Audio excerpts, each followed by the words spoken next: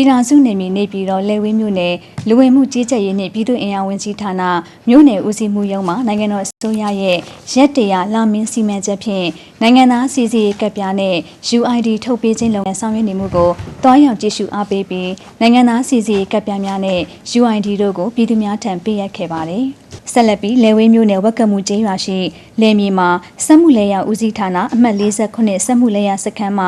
ဤပညာသစ်ကိရိယာများဖြင့်မြေစီလွှာပြုပြင်ထွန်းရက်ခြင်းကွင်းသရုပ်ပြပွဲခမ်းနားကိုတက်ရောက်ပြီးတောင်သူများနဲ့တွေ့ဆုံက